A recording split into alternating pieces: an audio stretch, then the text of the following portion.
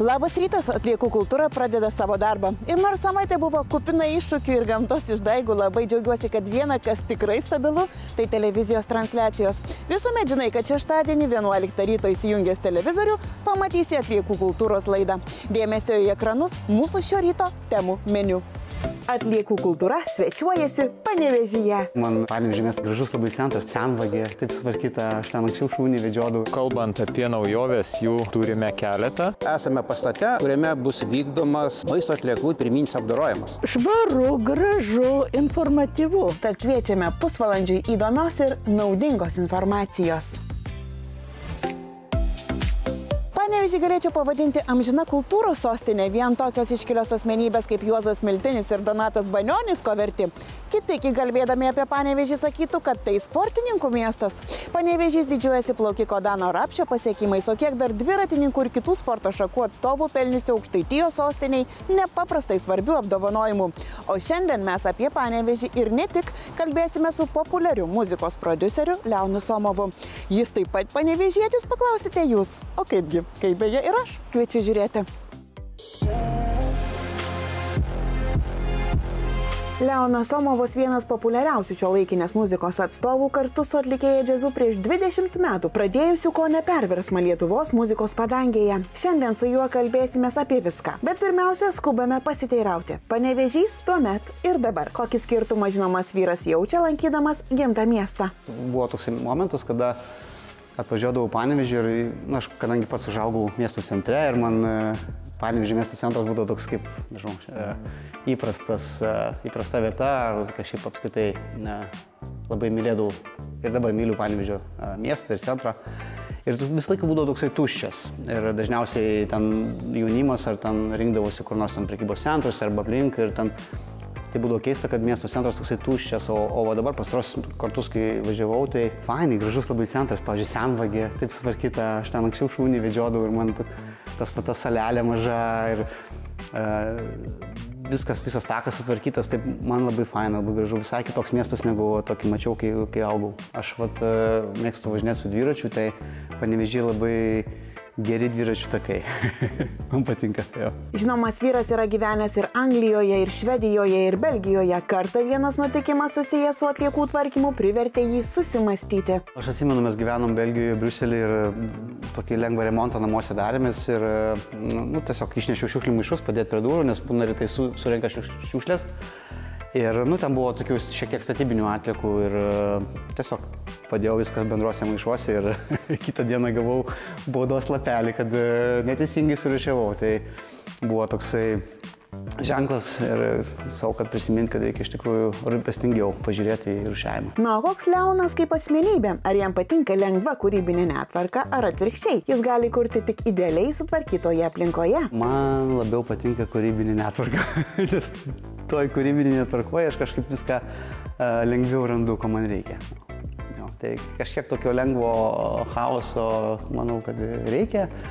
Jis toks aplinka, bent jau man asmeniškai tokia būna kūrybingesnė ir kartais paieškoti, beieškant kažko, tai galbūt dar kažkokias mintis ateina. Tai mano, pavyzdžiui, darbo stalas yra toks, galėčiau pasakyti, nelabai tvarkingas, bet aš ten viską randu, ko ieškau. Turiu savo kažkokį darbo kampą, bet būna įsijaučiu ir ten žiūriu, kad jau ir ten kažkokių daiktų padėta, ir ten ir kažkokie laidai, arba kažkoks sintezatorius, kad gitara padėta. Bet su, nežinau, daug metų įpratau tvarkytis. Tai neturėtų tapti toks, nežinau, čia nenoriu žaisti pedantų, ar dar žmonės visaip mėgsta gyventi ir daug labai skirtingų nuomonių ir pojūčių. Bet man asmeniškai patinka toks lengvas chaosas, tvarkos prasme, bet proto ribose, kad būtų dar malonu gyventi, o ne vien tarp apsileidus visai tarp daiktų. Bet, tarkim, žinau, aš mėgstu eksperimentuoti su, tarkim, moduliniu sintezatoriu, ten yra toks įprastai būna vaizdas, kad daug labai laidų ir toks, kaip, kai nežinai, galbūt atrodo toks chaosas, daug viskas apsijungta, neaiškiai visaip, galbūt atrodo kai kuriais atvejais kaip netvarkingai, pavyzdžiui. Bet man tas, aš vis tiek ten kažkaip įlendu į tą netvarką ir aš ten randu kažkokią tai prasmę. Bet vienas ritualas susijęs su tvarka Leonui tapo gyvenimo dalimi. Labai mėgstu tvarkytis virtuvę rytais, pavyzdžiui. Ryte, kol darausi kavą, ten per tą laiką aš, nežinau, sudedu indus į indaplovę arba plaunu keptuvę. Nu, kažką tokio. Tai man toksai geras rytinis ritualas. Kartais, jeigu to net nepadarau, nes tvarkau virtuvės, man būna atrodo, o kažką praleidau, ar galbūt nespėjau. Tai man patinka. Patinka ryte toks kažkaip padaryta visa tvarkos kažkokia tai ritualą ir tada pradėti dieną. Dar vienas, galima sakyti, tam tikras ritualas virtuvėje – rūšiuoti maisto atliekas. Ar Leono šeima jau tai daro? Mes turim šiukšliadėžę maisto rūšiavimo. Buvo net akcija, kur ten specialūs maišeliai su spalva tam tikra, tai jo, darom tai. Aš manau, turėtų tapti galbūt kaip įprotis. Nes būna kartais sako, čia mes rūšiuojam, bet vis tiek ten surenka šiukšlės į bendrą krūvą ir jas išmeta į ten. Bet vis tiek galiausiai ten rūšiavimas vis tiek jisai vyksta, tai ir manau, kad netgi iš tos bendros krūvos atrinkti surūšiuotas šiukšlės yra svarbu. Leono neįsivaizduojame be jo profesinės veiklos, o kaip priemonės tai veiklai vykdyti. Pavyzdžiui, jei kažkas sugedo, Leonas taiso ar ieško naujo. Aš manau, daiktas, kuris yra sutaisytas, jis turi tokią ypatingesnę istoriją. Pavyzdžiui, kaip japonai, jie turi, ten galbūt nebūtinai instrumentas, bet, tarkim, sudūžta indas, kažkoks lėkštė, puodelis ir japonai, pavyzdžiui, suklijuoja. Tos būna klijavimo tokios siūlės auksinės, tas daiktas tampa dar vertingesnis. Tai manau, kad galima ir visai verta galbūt pataisyti, nes yra daiktų, kurie, čia iš to prisirišimo galbūt, bet yra miela turėti kažkokį tai daiktą ir jo neatsisakyti dėl to, kad jis koks nors įskilęs, sudūžęs arba kartais netgi dar smagiau yra turėti kažką tai, kas yra, nežinau, įbrėžta, suskilę, sudūžę, bet yra kažkokia istorija. Kad ir gitara, aš turiu gitarą, man ten nukrito toks nuo potenciometro toks kaip nelipdukas, bet toks, detalė. Ir aš ją specialiai šiaip neklijuoju, nors kaip ir galėčiau su ten superklijais suklijuoti ir jis atrodo kaip naujas, bet man visai faina, nes ta gitara, jinai turi kažkokią savo istoriją. Tai man visai patinka. Patinka turėti daiktus, kurie, yra matę gyvenimo. Leonas, būdamas scenos žmogumi, nesivaiko trumpalaikių madų. Aš turiu kostiumą, kurį nešioju daug metų. Dar skaičiau kažkokį intervą, buvo aktorius, kur vaidino Džokerį naujam filme, tai jis irgi mėgsta nešioti tą patį kostiumą daug kartų. Tai jo, jeigu matau, kad, nežinau, ar tai drabužis, ar ten kažkoks daiktas, kodėl jo nenaudoti, jeigu dar atlieka visą funkciją. Tai... Leonas mėgsta būti gamtoje, tačiau ne visada grįžta su teigiamomis emocijomis. Aš dažnai šunį vedžioju arba mėgstu su dviračiu pavažinėti, tai miškuose ypatingai būna, kad randu daug šiukšlių. Tikrai labai nesmagu, nefaina matyti, taip, tiesiog kartais norisi net paimti ir pakelti, bet ten, nežinau, matai kokią nors ten vonę, pavyzdžiui, numestą arba ten klozetą. Tai kažkaip galvoju, kodėl žmonės vis dar taip daro ir kodėl taip negerbia ir nemyli gamtos. Mūsų, pavyzdžiui, Lietuvos gamta yra tikrai labai graži, bet norisi, kad, nežinau, važiuojant ar vaikščiant parkuose ar miške, norėtųsi nematyti tų šiukšlių ir norėtųsi, kad žmonės kažkaip sąmoningiau ir labiau mylėtų tiesiog vietas, kuriuose gyvena. Kiek įdomių įžvalgų, tiesa? Jei kažką išgirdote labai jums artimo, džiaugiuosi. Jei kažką naujo, kuo vadovausitės ateityje, džiaugsiuosi dar labiau. Dabar TV6 eteryje reklama, susitiksime išsyk po jos.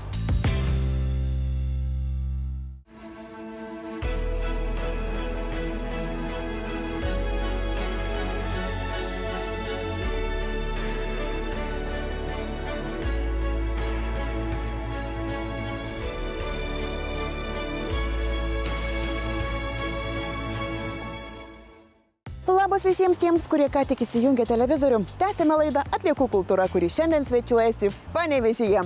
Taigi, Panevėžy, kas naujo atliekų tvarkymo srityje? Kalbant apie naujoves, jų turime keletą ir svarbu, kad tik tai jomis naudotųsi. Sakykime, tiems, kam jos ir yra, sakykime, skirtos.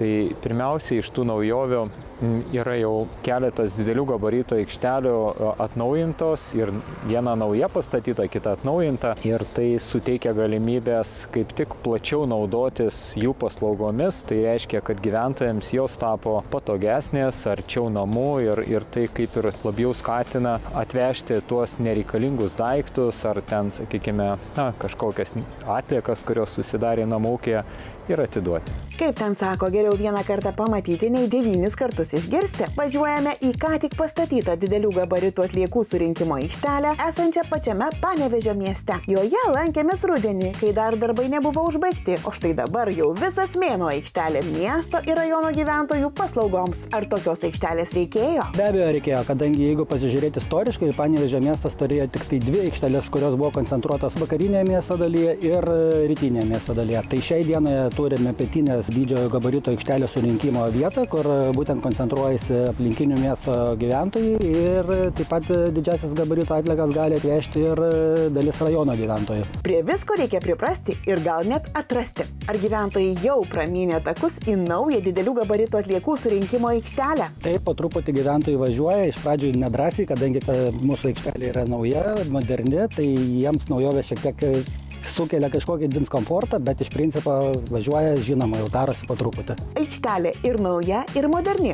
Kuo ji kitokia nei kitos jau veikiančios aikštelės? Ši aikštelė iš principo yra išskirtinė tuo, kad turime naujas integruotas svarstyklės, kuri tiesiogiai turi sąsają su nauja apskaitos sistema. Be to, ši aikštelė, kaip matote, turi ir numerio atpažinimo sistemą, kuri taipogi yra integruota į duomenų suvesties sistemą, kuri padeda tiek darbuotojams, tiek patiems gyventojams greičiau ir efektyviau panaudoti savo laiką. Jei paprasčiau tariant, atvažiavote. Jūsų automobilio numerius nuskaitė automatiškai. Užvažiavote ant svarstyklių, matote, kiek sveria jūsų pakrautas automobilis. Iškrovėte atliekas, užvažiavote ant svarstyklių, matosi, kiek automobilis sveria jau be atliekų. Sistema automatiškai suskaičiuoja, kiekgi kilogramų atliekų atvežėte. Žodžiu, tokia sistema draugiška jūsų brangiam laikui, bet to palengvina darbuotojų darbą ir neleidžia suklysti. Pasak pašnekovo, gyventojų atvežamos atliekos priklauso nuo sezoniškumo. Nuo kadangi ši aikštelė veikia tik mėnesį, gyventojai veža viską. Negaliu išskirti vieno kažkokios tai atliekos rūšies, kadangi panevėžiečiai veža daug ir įvairių atliekų rūšių, tai pradedant tas pačia elektronikos atliekomis, didžiagabarytėmis atliekomis, spintos senos, baldai, tekstilė, izoliacinės medžiagos, statybinės medžiagos, žodžiu, viską, ką priemam, tą ir veža. Štai ponia Goda pirmą kartą lankosi Naujutėlaitėje aikštelėje. Kokie įspūdžiai? Švaru, gražu, informatyvu. Svarbiausia, prie kiekvieno konteinerio užrašai yra ir labai tvarkinga, nauja.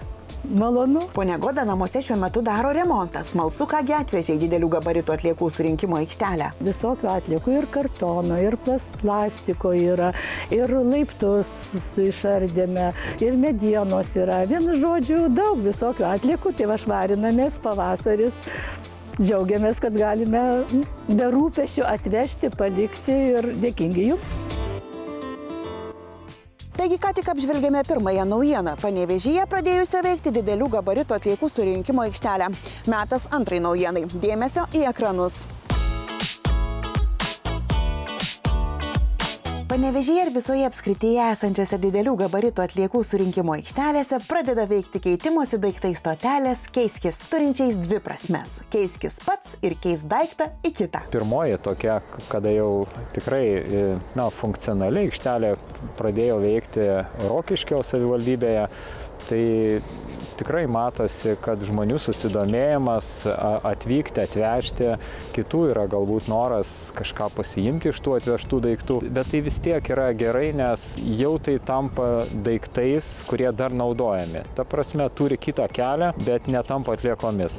Ko iš tiesų ir buvo siekia. Viena tokių ką tik pradėjusi veikti keitimosi daiktai stotelių Keiskis mūsų jau aplankytoje didelių gabaritų atliekų surinkimo aikštelėje. Patalpa didžiulė, moderni, tvarkinga ir jau turi pirmųjų gyventojų daiktų, kurie tinkami naudoti, bet nebereikalingi ankstesniems šeimininkams. Tik tai pati pradžia, bet žmonės, kaip matau, veža ir dviračius, ir paspirtukus, krėslus, baldus įvairius. Beje, pats pirmas daiktas, kurį panevėžiečiai atvežė į šį punktą, buvo paspirtukas. Dabar dėmesio tiems, kurie jau galvoja, kaip čia visa, kas nereikalinga, atvežti Keiskis punktus arba tiesiog norisi pasižiūrėti ir išsirinkti kažką tinkamo. Žmonės gali bet kada atvežti jiems nebereikalingus daiktus, kaip ir paimti, ir visa tai yra nemokamai. Bet kada atvežti, bet kada išsirinkti, viskas žmonių patogumui ir dar nemokamai. Mes keliaujame prie trečios naujienos. Panevėžys jau pasiruošė maisto atliekų surinkimui. Dėmesio į ekranus. Maisto atliekų surinkimas – viena karščiausių ir aktualiausių temų visoje Lietuvoje. Kaip sekasi Panevėžio regionui šioje srityje? Maisto rūšiavimas, aišku, jis dar tokia gan naujovė visoje Lietuvoje ir labai tų skirtingų praktikų, kaip ir girdime įvairiuose regionuose. Tai kalbant apie Panevėžio regioną, mes žengėme jau, ne dabar, jau ankstėliau to žingsnius, buvo tokie pilotiniai projektai, buvo bandoma pasižiūrėti gyventojų įpročius, kaip jie įsijungs į šią sistemą. Tai buvo mažesnis surinkimo priemonių, tai yra konteinerių skaičius, dar trūko infrastruktūros atliekų apdorojimui, perdirbimui, tai šiandien jau turime praktiškai užbaigtą projektą atliekų maisto paruošimo ir perdirbimo. 4 rajonuose jau uždaliname virš 16 000 kibirėlių ir virš 5 000 konteinerių maisto atliekom. Konteineris yra su filtru ir kadangi žmonės labiausiai bijo kvapų, tai siūlome dėti maisto atliekas į maišelį, užrišant jį, kad būtų kuo mažesnis kvapas. Aptarnaujama bus 2 kartus per mėnesį. Ir manau, kad dėl kvapo problemų neturėtų būti. Smalsu sužinoti, ar Panevėžio regiono gyventojai noriai priėmė naujoves. Buvo ir pasipriešinimo, ir atsisakymų, buvo ir labai maloniai priėmė, taip kad buvo visko. Tačiau atėjus pavasariui vienas faktorius lėmė, kad kai kurie individualių namų savininkai vis tik pasiėmė priemonės skirtas rūšiavimui. Mat Panevėžio regione į šios konteinerius galima mesti ne tik maisto atliekas. Galima mesti ne vien tik tai maisto atliekas, bet ir augalinės kilmės, tai tarkim žolę. Tai dabar turbūt aktualiausia, kadangi jau prasidėjo žolės pjovimo sezonas, tai turbūt galima ir tą pačią žolę sudėti irgi jokių problemų ir ją išveš. Pats metas apžvelgti 4. naujieną. Keliaujame į Panevėžio regiono nepavojingų atliekų sąvartyną. Kas ten naujo, netrukus sužinosite. Panevėžio regiono nepavojingų atliekų sąvartyne duris atvėrė Naujutėlaitis maisto apdorojimo pastatas, į kurį netrukus bus vežamos panevėžiečių ir Panevėžio regiono gyventojų išrūšiuotos maisto atliekos. Beje, kai lankėmės rudenį, įrenginiai dar tik buvo statomi, tad reikia pripažinti, Panevėžys atliekų tvarkymo srityje sukasi it bitės avilyje. Mes dabar esam praktiškai istorijos tęsiny. Kažkada tai teko čia toje vietoje pristatyti tuščią plotą. O dabar jau matome pastatytą pastatą, kuriame bus vykdomas maisto atliekų tiesiog pirminis apdorojimas. Prieš veiklos pradžią specialistai įrenginius kruopščiai ištestavo. Mes atliekam tam tikrus stebėjimus, pasižiūrime, kaip žmonėms sekasi ir galbūt kokias klaidas daro ir kokias reikės mums klaidas ištaisyti. Stebuklų nebūna, žmonės žino viską pasitaiko, žino būna piktybiško krovimo, būna nepiktybiško. Ką iš pastebėjimų, tai tiesiog mano akyse šiai dienai tebestovi 2 monitoriai rasti tos atliekose. Tai yra elektroninės atliekos, žinoma, tai skausmingas dalykas. Labai neturėtų būti stiklo atliekų. Kas yra mums tiesiog neparanku, mes net negalėsime jų atskirti.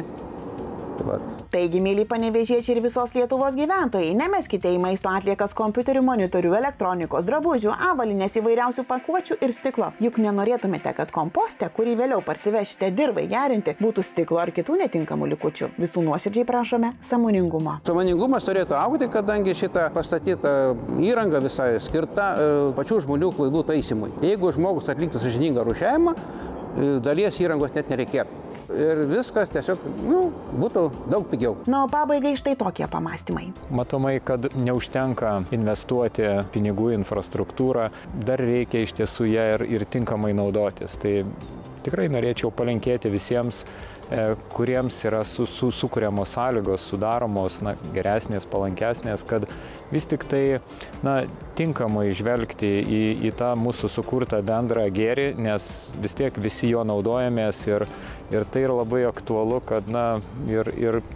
išsaugotumėm jį, kad nereikėtų tankiai investicijų vėlgi naujų ieškoti šiems sprendimams, nes iš to matomai paskui susideda visa kainodara ir visi siekiame, kad ji nebūtų kažkokia, sakykime, tokia labai skausminga. Šiandien tiek gerų žinių iš Panevėžio krašto. Kitą savaitgalį susitiksime paskutinį kartą. Tada iš visos širdies jūsų lauksiu. Iki pasimatymo. Atliekų kultūra, tai menas, filosofija, tai poilsis.